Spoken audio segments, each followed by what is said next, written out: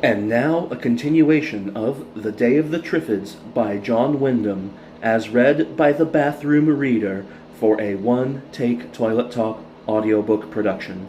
I am filling in for the Plurality Report, who is currently being declared dead in absentia.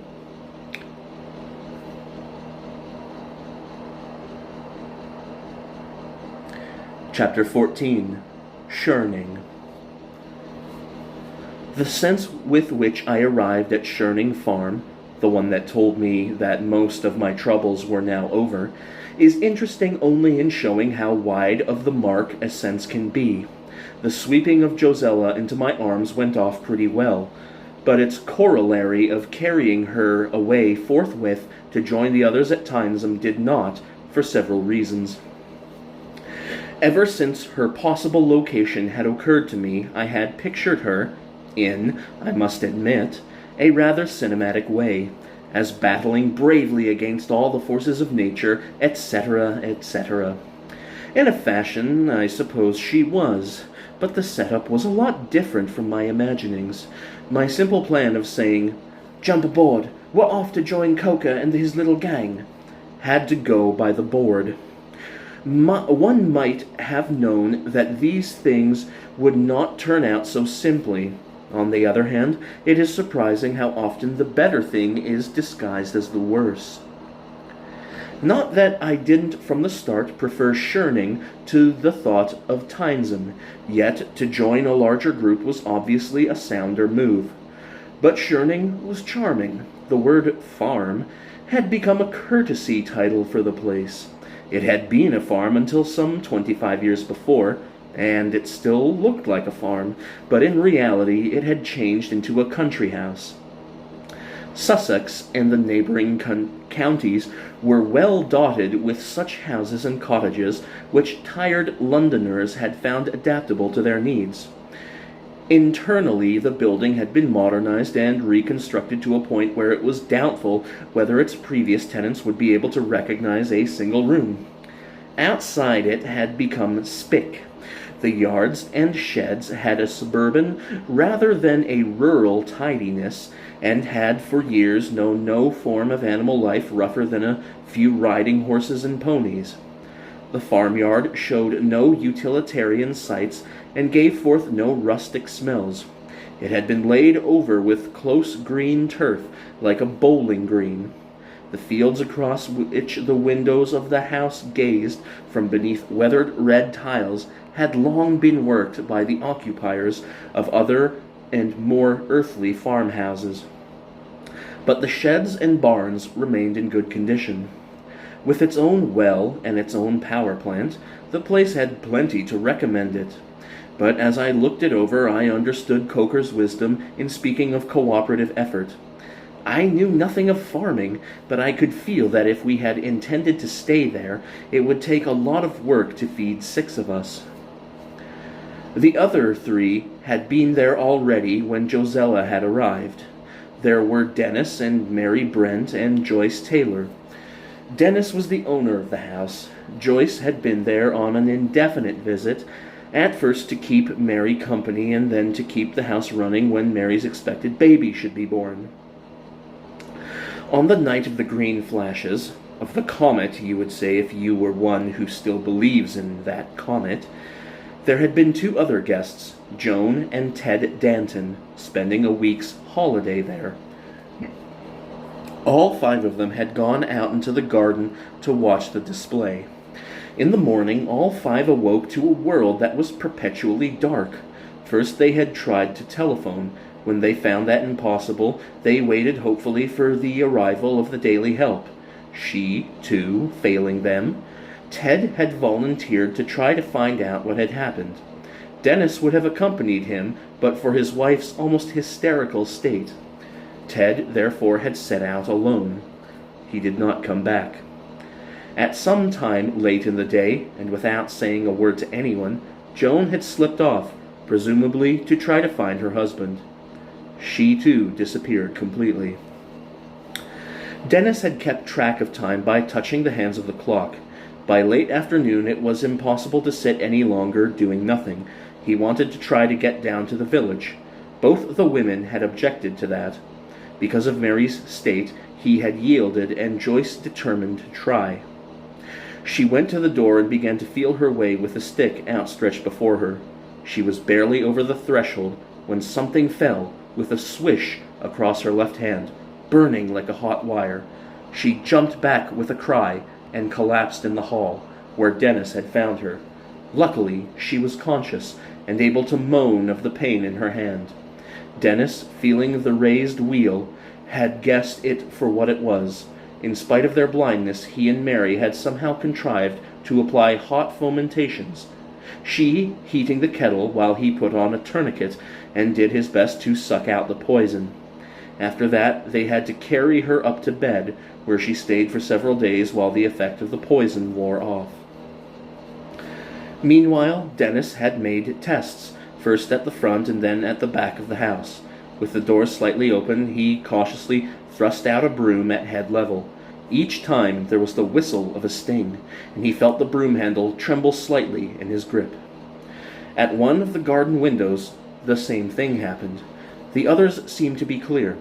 He would have tried to leave by one of them, but for Mary's distress. She was sure that if there were Triffids close round the house, there must be others about, and would not let him take the risk. Luckily, they had food enough to last them some time, though it was difficult to prepare it. Also, Joyce, in spite of a high temperature, appeared to be holding her own against the Triffid poison, so that the situation was less urgent than it might have been. Most of the next day, Dennis devoted to contriving a kind of helmet for himself. He had wire net, only of large mesh, so that he had to construct it of several layers overlapped and tied together. It took him some time, but, equipped with this and a pair of heavy gauntlet gloves, he was able to start out for the village late in the day. A Triffid had struck at him before he was 3 paces away from the house. He groped for it until he found it, and twisted its stem for it. A minute or two later, another sting thudded across his helmet. He could not find that Triffid to grapple with it, though it made 6 slashes before it gave up. He found his way to the tool shed, and thence across to the lane, encumbered now with 3 large balls of gardening twine, which he paid out as he went, to guide him back.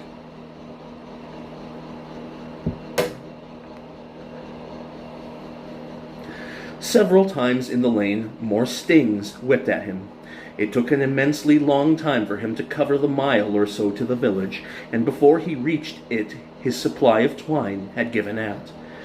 And all the way he walked and stumbled through a silence so complete that it frightened him. From time to time he would stop and call, but no one answered. More than once he was afraid that he had lost his way, but when his feet discovered a better laid road surface, he knew where he was and was able to confirm it by locating a signpost. He groped his way further on. After a seemingly vast distance, he had become aware that his footsteps were sounding differently. Their fall had a faint echo. Making to one side, he found a footpath and then a wall. A little farther along, he discovered a post box let into the brickwork and knew that he must be actually in the village at last. He called out once more. A voice, a woman's voice, called back, but it was some distance ahead, and the words were indistinguishable. He called again and began to move toward it.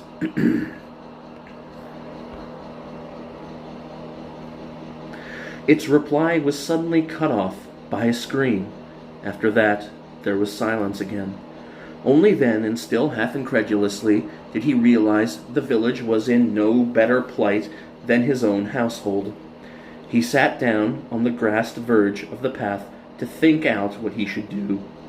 By the feeling in the air, he guessed that night had come. He must have been away fully 4 hours, and there was nothing to do but go back. All the same, there was no reason why he should go back empty-handed. With his stick, he rapped his way along the wall until it rang on one of the tin plate advertisements which adorned the village shop. 3 times in the last 50 or 60 yards, stings had slapped on his helmet. Another struck as he opened the gate, and he tripped over a body lying on the path, a man's body, quite cold. He had the impression that there had been others in the shop before him. Nevertheless, he found a sizable piece of bacon. He dropped it, along with packets of butter or margarine, biscuits and sugar, into a sack, and added an assortment of cans, which came from a shelf that, to the best of his recollection, was devoted to food. The sardine cans, at any rate, were unmistakable. Then he sought for and found a dozen or more balls of string, shouldered his sack, and set off for home. He had missed his way once, and it had been hard to keep down panic while he retraced his steps and reoriented himself. But at last he knew that he was again in the familiar lane. By groping right across it, he managed to locate the twine of his outward journey and join it to the string. From there, the rest of the journey back had been comparatively easy. Twice more in the week that followed, he had made the journey to the village shop again, and each time the Triffids round the house and on the way had seemed more numerous. There had been nothing for the isolated trio to do but wait and hope. And then, like a miracle, Josella had arrived. It was clear at once, then, that the notion of an immediate move to Tynesham was out. For one thing, Joyce Taylor was still in an extremely weak state. When I looked at her, I was surprised that she was alive at all. Dennis's promptness had saved her life, but their inability to give her the proper restoratives or even suitable food during the following week had slowed down her recovery. It would be folly to try to move her a long distance in a truck for a week or two yet. And then, too, Mary's confinement was close enough to make the journey inadvisable for her, so that the only course seemed to be for us all to remain where we were until these crises should have passed. Once more it became my task to scrounge and forage. This time I had to work on a more elaborate scale, to include not merely food, but gas for the lighting system, hens that were laying, 2 cows that had recently calved and still survived, though their ribs were sticking out, medical necessities for Mary, and a surprising list of sundries. The area was more beset with Triffids than any other I had yet seen. Almost every morning revealed 1 or 2 new ones lurking close to the house, and the first task of the day was to shoot the tops off them, until I had constructed a netting fence to keep them out of the garden. Even then they would come right up and loiter suggestively against it until something was done about them. I opened some of the cases of gear and taught young Susan how to use a Triffid gun. She quite rapidly became an expert at disarming the things, as she continued to call them. It became her department to work daily vengeance on them. From Josella, I learned what had happened to her after the fire alarm at the university building. She had been shipped off with her party as much as I with mine, but her manner of dealing with the 2 women to whom she was attached had been summary. She had issued a fiat ultimatum. Either she became free of all restraints, in which case she would help them as far as she was able, or if they continued to coerce her, there would likely come a time when they would find themselves drinking prussic acid or eating cyanide of potassium on her recommendation. They could take their choice. They had chosen sensibly. There was little difference in what we had to tell one another about the days that followed. When her group had, in the end, dissolved, she had reasoned much as I had. She took a car and went up to Hampstead to look for me. She had not encountered any survivors from my group or run across that led by the quick-triggered red-headed man. She had kept on there until almost sunset, and then decided to make for the university building. Not knowing what to expect, she had cautiously stopped the car a couple of streets away and approached on foot. While she was still some distance from the gate, she heard a shot. Wondering what that might indicate, she had taken cover in the garden that had sheltered us before. From there, she had observed Coker also making a circumspect advance. Without knowing that I had fired at the Triffid in the square, and that the sound of the shot was the cause of Coker's caution, she suspected some kind of trap. Determined not to fall into one a second time, she had returned to the car. She had no idea where the rest had gone, if they had gone at all. The only place of refuge she could think of that would be known to anyone at all was the one she had mentioned almost casually to me. She had decided to make for it, in the hope that I, if I were still in existence, would remember and try to find it. "I curled up and slept in the back of a car once I was clear of London," she said. "It was still quite early when I got here the next morning. The sound of the car brought Dennis to an upstairs window, warning me to look out for Triffids. Then I saw that there were half a dozen or more of them close round the house, for all the world as if they were waiting for someone to come out of it. Dennis and I shouted back and forth. The Triffids stirred, and one of them began to move toward me, so I nipped back into the car for safety. When it kept on coming, I started up the car and ran it down, but there were still the others, and I had no kind of weapon but my knife. It was Dennis who solved that difficulty."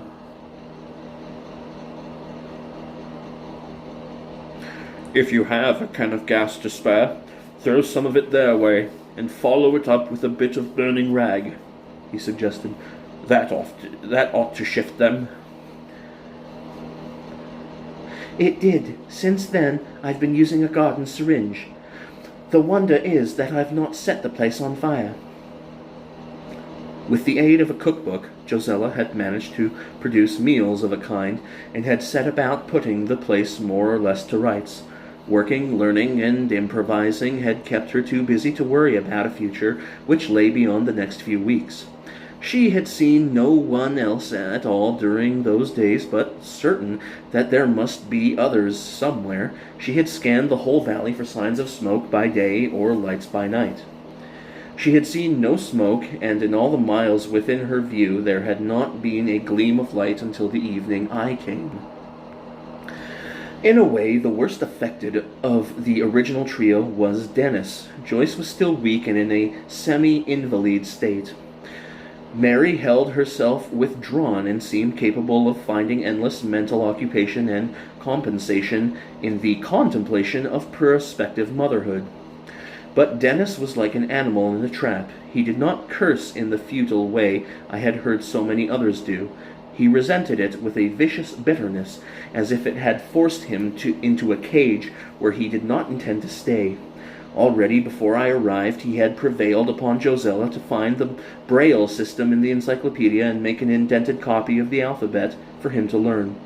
He spent dogged hours each day making notes in it and attempting to read them back.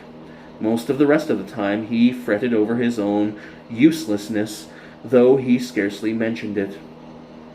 He would keep on trying to do this or that with a grim persistence that was painful to watch, and it required all my self-control to stop me offering him help. One experience of the bitterness which unasked help could arouse in him was quite enough. I began to be astonished at the things he was painfully teaching himself to do, though still the most impressive to me was his construction of an efficient mesh helmet on only the second day of his blindness. It took him out of himself to accompany me on some of my foraging expeditions, and it pleased him that he could be useful in helping to move the heavier cases. He was anxious for books in Braille, but those, we decided, would have to wait until there was less risk of contamination in towns large enough to be likely sources. The days began to pass quickly, certainly for the three of us who could see.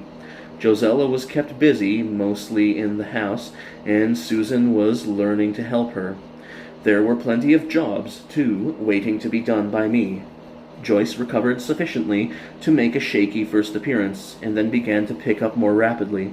Soon after that, Mary's pains began. There was a bad night for everyone. Worse, perhaps, for Dennis in knowing that everything depended on the care of two willing but inexperienced girls. His self-control aroused my helpless admiration. In the early hours of the morning, Josella came down to us, looking very tired. "It's a girl. They're both all right," she said, and led Dennis up. She returned a few moments later, and took the drink I had ready for her. "It was quite simple, thank heaven," she said. "Poor Mary was horribly afraid it might be blind too, but of course it's not. Now she's crying quite dreadfully because she can't see it. We drank. It's queer, I said. The way things go on, I mean. Like a seed, it looks all shriveled and finished. You'd think it was dead, but it isn't. And now, a new life starting, coming into all this. Josella put her face in her hands. Oh, God, Bill, does it have to go on being like this, on and on and on? And she, too, collapsed in tears.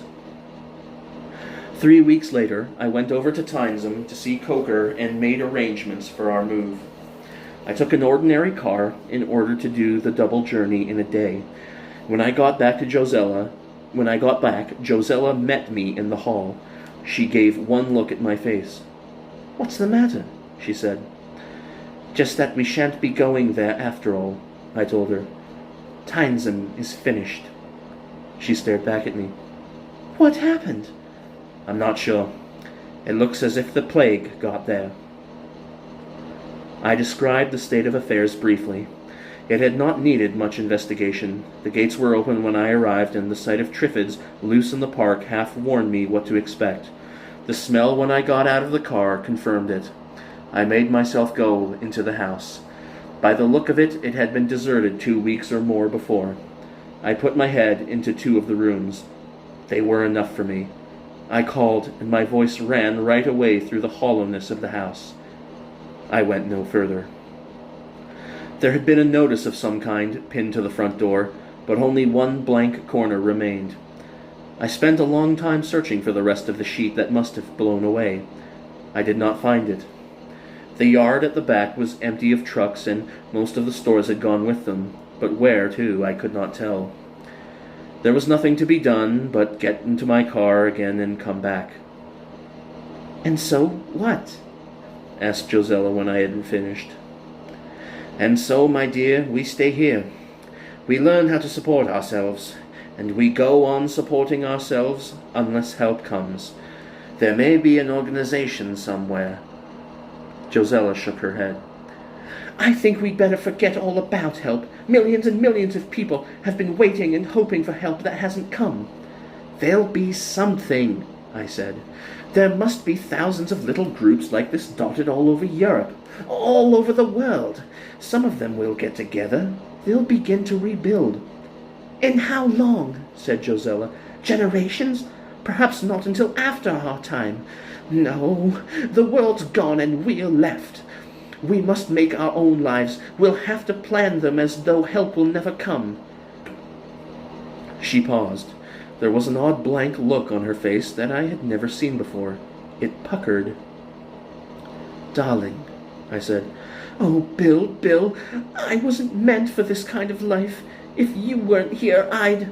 Hush, my sweet, I said gently. Hush. I stroked her hair. A few moments later, she recovered herself. I'm sorry, Bill. Self-pity. Revolting. Never again. She patted her eyes with her handkerchief and sniffed a little. So I'm to be a farmer's wife. Anyway, I like being married to you, Bill, even if it isn't a very proper, authentic kind of marriage. Suddenly she gave the smiling chuckle that I had not heard for some time. What is it?